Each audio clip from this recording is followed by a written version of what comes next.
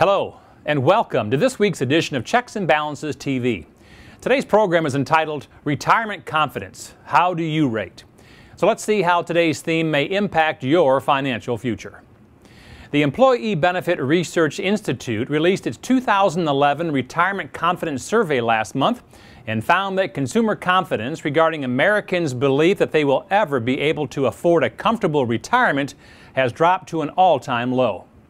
Consumers cite the poor economy, a lack of faith in Social Security, and failed leadership in Washington as the leading causes for Americans feeling like they will never reach their retirement goals. Okay, so what's really going on here? Let's check the facts using our checks and balances process. The results of the EBRI's 21st Annual Retirement Confidence Survey is very troubling. The survey asked 1,258 workers aged 25 and older questions regarding their future retirement.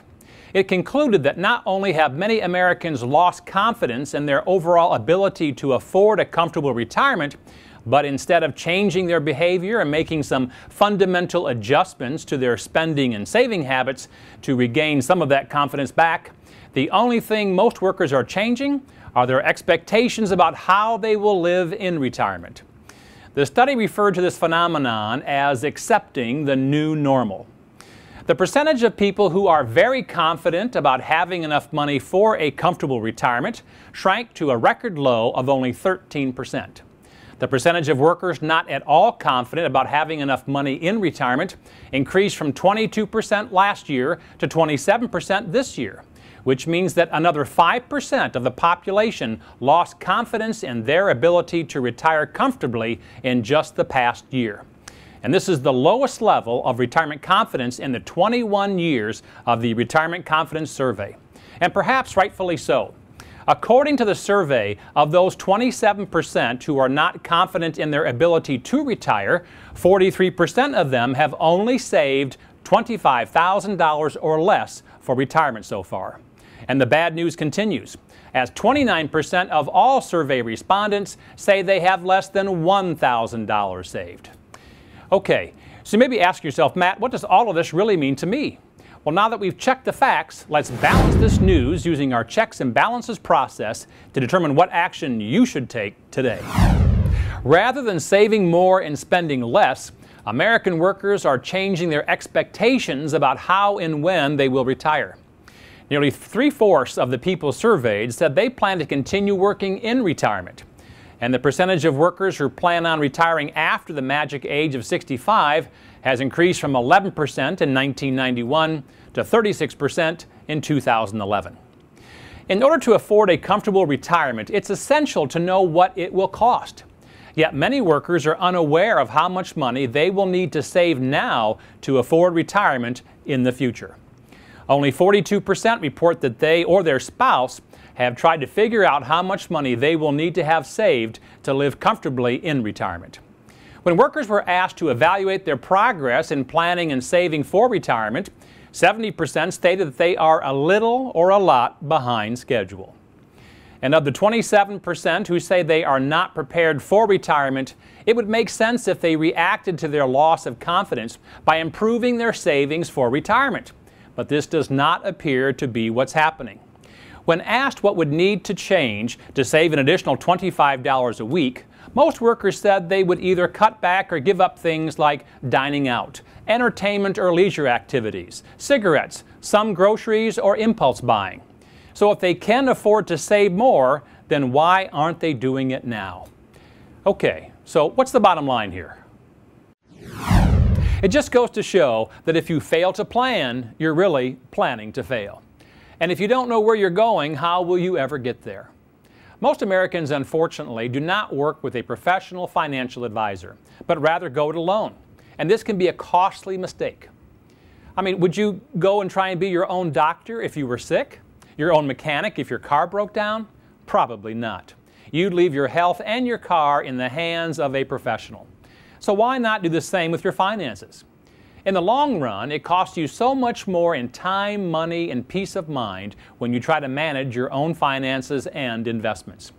In fact, according to another study conducted by Bankers Life and Casualty's Center for a Secure Retirement, 68% of middle-income Americans who work with a professional feel better prepared for retirement than their peers who do not work with one. In order to gain confidence about your retirement, you need to create and then stick to a solid retirement plan. Finding the right professional can make all the difference in turning your retirement dreams into reality. And now for Matt's weekly financial tip, tool, or technique. Today's tip is on 4 ways to boost your retirement confidence. In today's challenging economic times, saving and being prepared for retirement is harder than ever. But by following these 4 powerful tips, you can raise your confidence about your golden years. Tip number 1, pay yourself first. You work hard for your money, and your money should work hard for you. Set aside a certain dollar amount or percentage from each paycheck you receive for retirement. And if you can contribute to a retirement plan at work, do it. You should save and contribute 3 to 10% of your gross income into your company's 401k, 403b, or other retirement plan. And your company may even offer to match what you contribute to your retirement. So don't miss out on this multiplying effect. Tip number 2, build an emergency fund. The rule of thumb is to save 6 to 9 months of your monthly bills in an emergency savings account. And this may seem like an impossible task depending on the amount of disposable income you have, but start small and put something into it every month. And open a savings account with an institution online other than your local bank. And then schedule automatic withdrawals from your checking account into your savings account every pay period. And the reason I recommend using an online institution is if you want to move money from your savings account to your local checking account, it typically takes 2 to 3 business days for the transaction to be complete. And this may discourage you from dipping into your savings account on a whim. Tip number 3, stick to a monthly budget. Measure what you treasure. If you do not keep score every month, you'll have no idea if you're ahead or behind the 8 ball. You have to have a budget. And here's some free software you can obtain to help you with your budget. Go to www.mint.com. Set a budget, track your goals, and become more aware of where your money goes every month. And tip number 4, work with a good financial advisor. Figuring out how much money you will need for retirement can be a daunting task. Retirement calculators can help, but they don't know any of the unique aspects of your financial situation.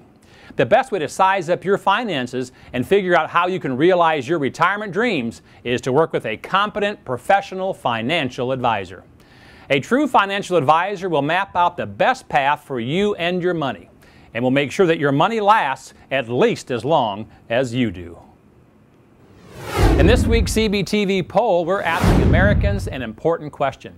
Are you confident that you will have enough money to last throughout retirement? Log on to answer this poll at www.checksandbalances.tv. And while you're there, take part in Your Voice Counts and join in the discussion. In our On the Street segment, we travel the country to ask Americans what they think about an important financial topic or issue. For this week's show, we asked people about their retirement plans and if they thought their money would last as long as they will. Be sure to log on to our website to view their responses.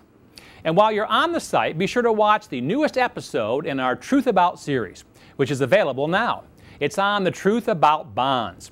You will learn the pros and cons, both sides of the coin, in this important financial product, so you'll know if it's the right investment for you. And finally, remember that only you can control your financial future. You can succeed. You just need confidence and determination. I'm Matthew J. Reddick from Checks and Balances TV. Until next week, dump debt, invest wisely, believe in yourself, and make it happen.